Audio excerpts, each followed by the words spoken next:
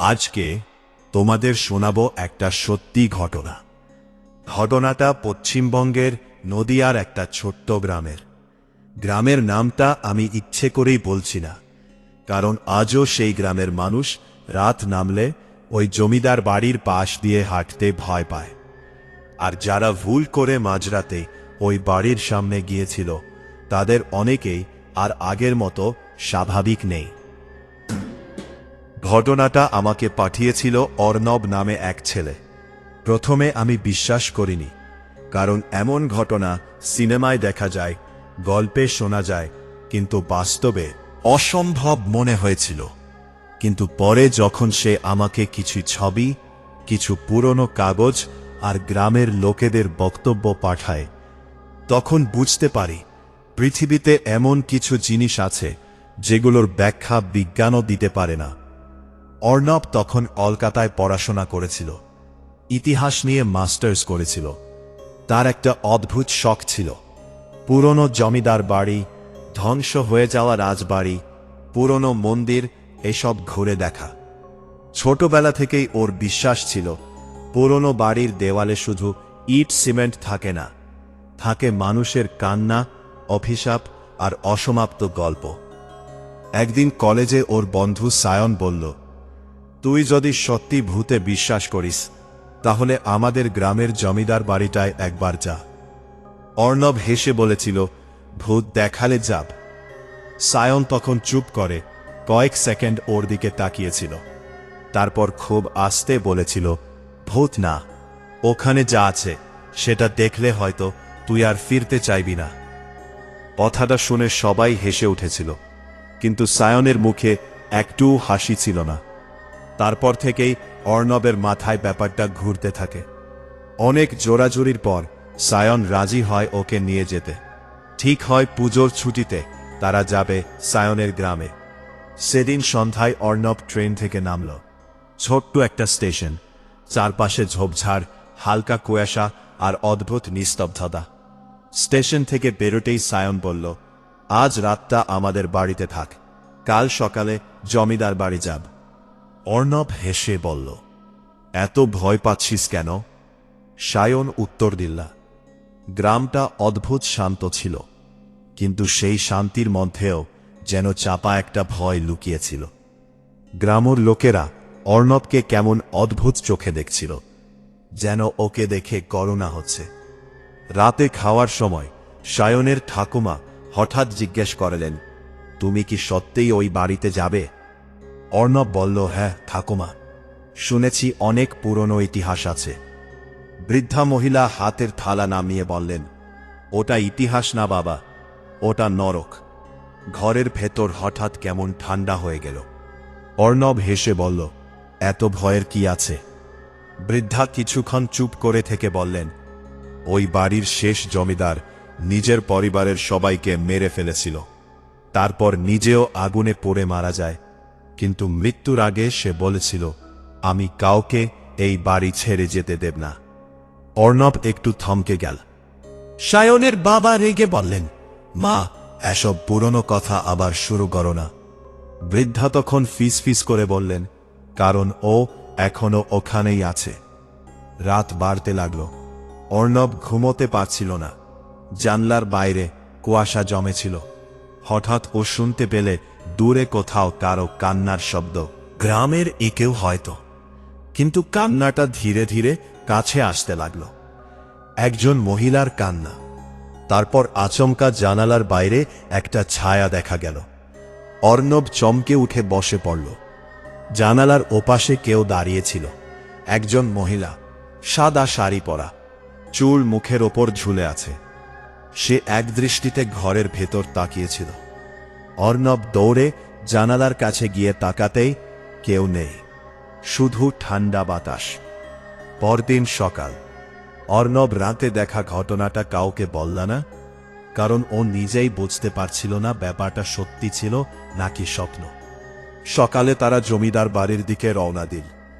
গ্রামের শেষ প্রান্তে একটা বিশাল লোহার গেট। গেটের অর্ধেক ভাঙা, তার ওপাশে বিশাল এক অন্ধকার বাড়ি দাঁড়িয়ে। জায়গাটা দেখে অর্ণবের শরীর শিউরে উঠল। বাড়িটার চারপাশে বিশাল গাছ। গাছের শেকড় দেওয়াল ভেদ করে বেরিয়ে এসেছে।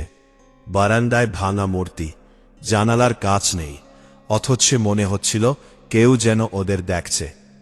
গেটে হাত দিতেই কড় কড় শব্দে সেটা খুলে গেল।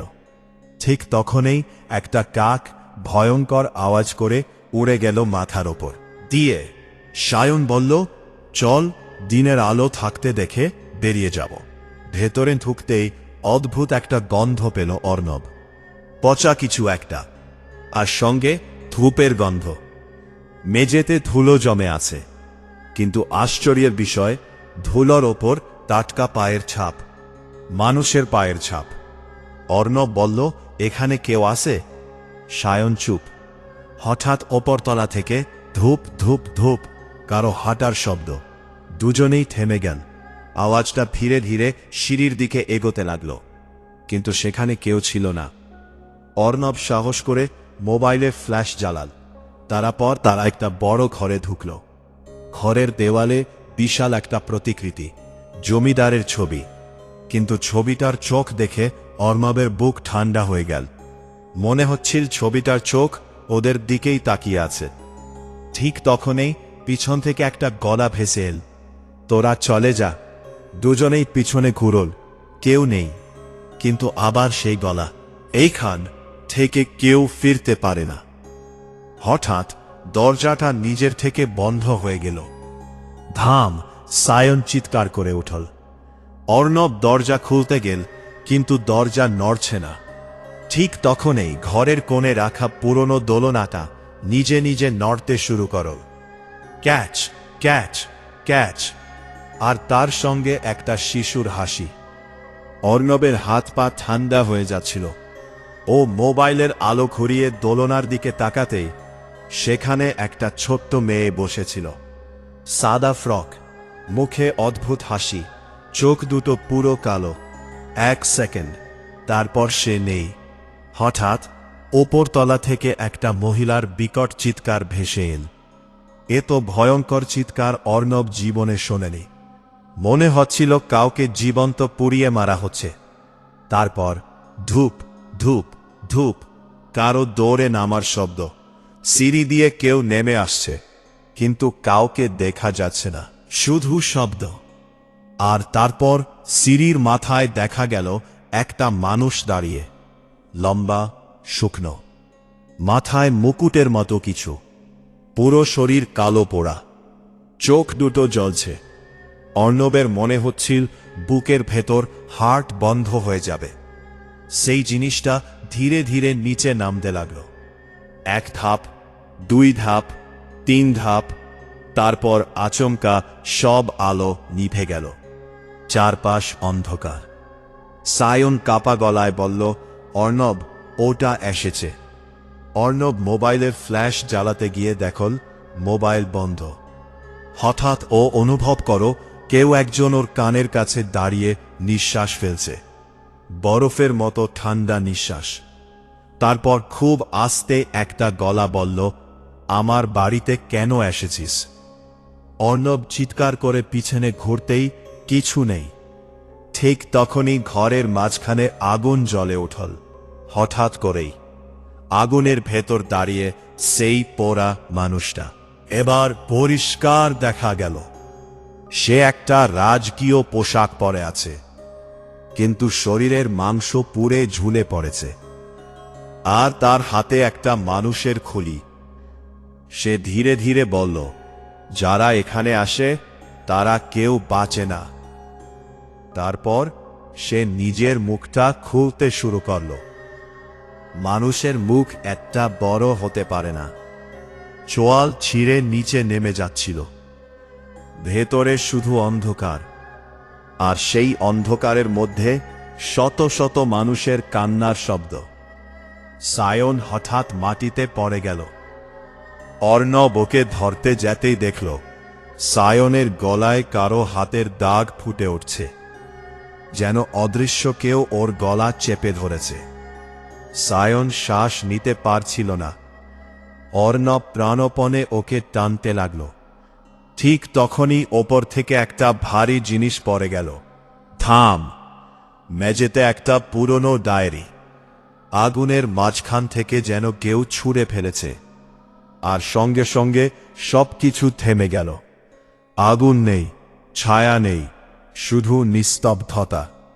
দরজাটা খুলে গেল। অর্ণব আর এক মুহূর্ত সেখানে দাঁড়ায়নি। সায়নকে নিয়ে দৌড়ে বাইরে বেরিয়ে আসে। বাইরে এসে দুজনেই হাঁপাচ্ছিল। সায়নের গলায় তখনও কালচে দাগ। অর্ণব কাঁপা হাতে সেই ডায়েরিটা খুলল। প্রথম পাতায় লেখা ছিল, যে এই ডায়েরি পড়বে সে জানবে জমিদার রুদ্রনারায়ণের শেষ ঠিকানা কোথায়। আর নিচে লাল কালি দিয়ে লেখা, কিন্তু সত্যিটা জানলে সে আর বাঁচবে না। ডায়েরিটার প্রথম পাতাটা পড়ার পর থেকেই অর্ণবের হাত কাঁপতে শুরু করেছিল, কারণ পাতার কাগজটা একেবারে নতুনের মতো ছিল। অথচ বাড়িটার অবস্থা দেখে বোঝাই যাচ্ছিল বহু বছর কেউ সেখানে আসেনি। আরও ভয়ঙ্কর ব্যাপার ছিল, পাতায় লেখা কালি তখনও ভেজা। সায়ন কাঁপা গলায় বলল, ফেলে দে ওটা, প্লিজ ফেলে দে। অর্ণব উত্তর দিল না। ওর চোখ তখন ডায়েরির দ্বিতীয় পাতায়। সেখানে একটা তারিখ লেখা, 1962 সাল। আর নিচে লেখা, আজ আমি আমার শেষ সন্তান কেউ মেরে ফেললাম। এখন আর কেউ বাকি নেই।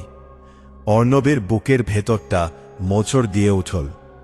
পরের লাইনটা পড়তেই ওর শরীর ঠান্ডা হয়ে গেল। কিন্তু তারা এখনো মরেনি, তারা এখনো এই বাড়ির ভেতরে হাঁটে। ঠিক তখনই হঠাৎ পিছন থেকে একটা মহিলা গলা ভেসে এলো, ওটা পড়ো না। দুজনেই চমকে পিছনে তাকাল। একজন বৃদ্ধা দাঁড়িয়ে, চোখ দুটো অস্বাভাবিক ফ্যাকাশে, মুখে ভয়ের ছাপ। কখন যে তিনি ওদের পিছনে এসে দাঁড়িয়েছেন কেউ বুঝতেই পারেনি। বৃদ্ধা ধীরে ধীরে বললেন, যারা ওই ডায়েরি পড়ে জমিদার তাদের ছাড়ে না। অর্ণব জিজ্ঞেস করল, আপনি কে? বৃদ্ধা কিছুক্ষণ চুপ করে থেকে বললেন, আমি এই বাড়ির শেষ কাজের লোকের মেয়ে। তারপর তিনি জমিদার বাড়িটার দিকে তাকিয়ে ফিসফিস করে বললেন, ও এখনো অপেক্ষা করছে। সেদিন বিকেলে বৃদ্ধা ওদের নিজের বাড়িতে নিয়ে গেলেন। গ্রামের একেবারে শেষ মাথায় ছোট্ট কুঁড়েঘর। ঘরে ঢুকেই অর্ণব অনুভব করল একটা অদ্ভুত গন্ধ, পুরনো ধূপ, মাটি আর যেন পচা ফুলের গন্ধ। বৃদ্ধা একটা কুপির আলো জ্বালিয়ে বললেন, তোমরা যা দেখেছ সেটা শুরু মাত্র। তারপর তিনি বলতে শুরু করলেন জমিদার রুদ্রনারায়ণের গল্প। রুদ্রনারায়ণ নাকি ভীষণ নিষ্ঠুর মানুষ ছিল। গ্রামের মানুষ তাকে ভগবানের থেকেও বেশি ভয় পেত। কেউ তার বিরুদ্ধে কথা বললে তাকে জীবন্ত পুঁতে ফেলা হতো। কিন্তু আসল ভয় শুরু হয় তার স্ত্রীর মৃত্যুর পর। লোকমুখে শোনা যায় জমিদারের স্ত্রী নাকি কালো জাদু জানত। সে মারা যাওয়ার পর রুদ্রনারায়ণ পাগলের মতো হয়ে যায়। রাতের পর রাত সে বাড়ির নিচে থাকা গোপন ঘরে তন্ত্র সাধনা করত। এক রাতে গ্রামের কয়েকজন লোক জমিদার বাড়ি থেকে বাচ্চাদের কান্না শুনতে পায়। পরদিন সকালে দেখা যায় গ্রামের 3টে বাচ্চা নিখোঁজ। তারপর থেকেই গ্রামের মানুষ বুঝতে পারে জমিদার আর মানুষ নেই। বৃদ্ধা কাঁপা গলায় বললেন, শেষ রাতে পুরো বাড়িতে আগুন লাগে। সবাই ভেবেছিল জমিদার মারা গেছে, কিন্তু আগুনের ধোঁয়া থেকে বেরিয়ে গিয়ে আজও সেই জায়গা খালি হয়নি, ওটা এখনো আছে। নেভার পর বাড়ির নিচে একটা ঘর পাওয়া যায়। অর্ণব আসতে বলল, কি ছিল সেখানে? বৃদ্ধা উত্তর দিলেন না, শুধু ডায়েরিটার দিকে তাকালেন। অর্ণব আবার পড়তে শুরু করল। পাতায় পাতায় শুধু মৃত্যু, শিশুদের নাম, তারিখ আর রক্তের দাগ। হঠাৎ একটা পাতায় এসে অর্ণব থেমে গেল। সেখানে লেখা, আজ দরজাটা খুলেছে। নিচে একটা অদ্ভুত চিহ্ন আঁকা, আর তার নিচে, যে একবার তাকে দেখে সে আর মৃত্যুর পরও মুক্তি পায় না। অর্ণবের মাথা ঝিমঝিম করতে লাগল। হঠাৎ ও দেখতে পেল ডায়েরির পাতায় কিছু একটা নড়ছে। কালির ভেতর থেকে যেন হাত বেরোচ্ছে। অর্ণব তাড়াতাড়ি ডায়েরি বন্ধ করে দিল। ঠিক তখনই বাইরে ঝড় শুরু হলো। দরজা ধাম ধাম করে কাঁপতে লাগল। তারপর ঠক ঠক ঠক কেউ দরজায় নক করেছে। বৃদ্ধা মুহূর্তের মধ্যে ফ্যাকাশে হয়ে গেলেন। ইসফিস করে বললেন, ও এসে গেছে। সায়ন কাঁপতে কাঁপতে বলল, কে? বৃদ্ধা কাঁদতে কাঁদতে বললেন, যে কখনো মরে না। ঠক ঠক ঠক। এবার দরজায় আঘাত আরো জোরে পড়তে লাগল।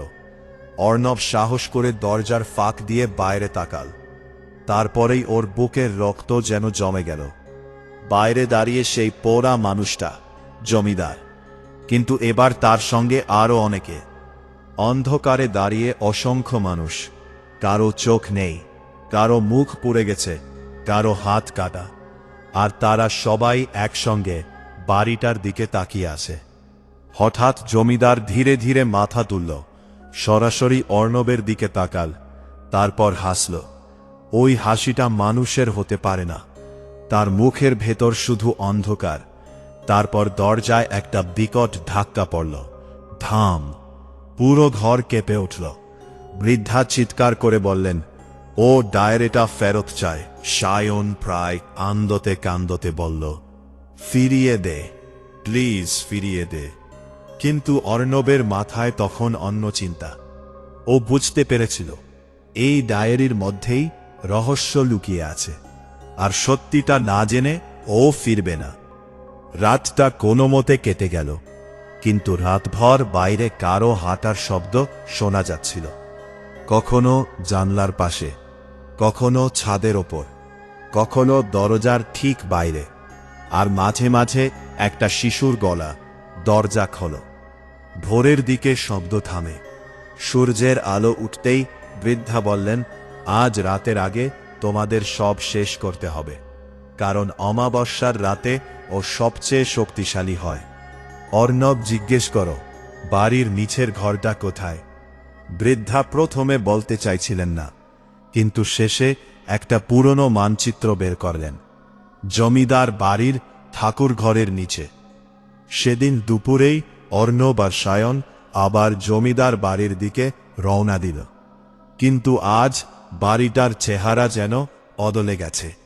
কাল যেখানে ভাঙা দেওয়াল ছিল, সেখানে আজ অদ্ভুত ছায়া নড়ছে, আর চারপাশে অসহ নীরবতা।